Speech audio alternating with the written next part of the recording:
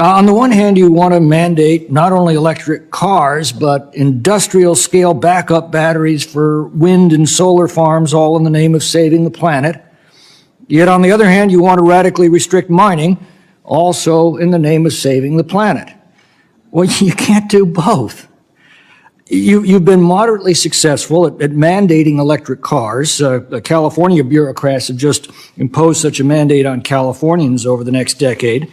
About 3% of vehicle sales are now electric, so congratulations, only 97% more to go.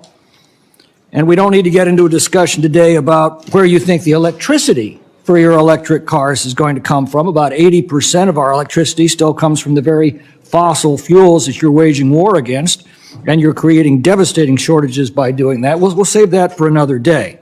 But let's just look at the mining requirements. In order to meet your electric car mandates, specifically a six-fold increase in demand over the next decade, we're going to need 384 additional graphite, lithium, nickel, and cobalt mines by 2035, according to industry forecasts. Expensive recycling mandates will only reduce this number to 336 new mines that we're going to need. In fact, according to the International Energy Agency, an electric car requires 6 times the mineral inputs of a comparable internal combustion vehicle, 6 times the mining to produce a comparable car. And of course, copper is a critical component in this technology, and copper is what you're trying to shut down in the matter before us today.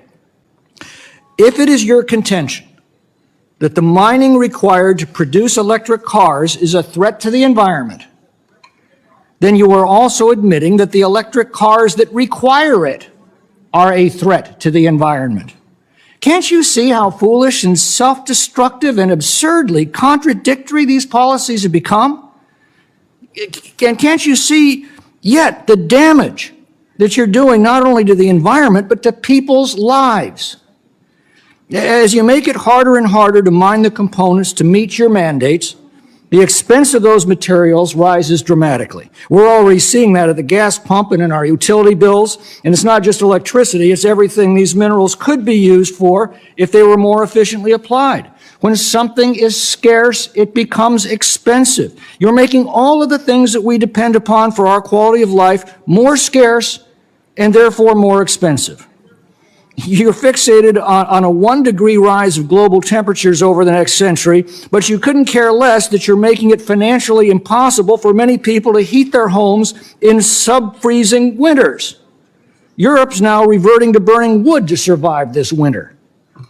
This is not going to end well for humanity, and it's not going to end well for your party as more and more people connect the dots between your policies and the conditions that they're now suffering.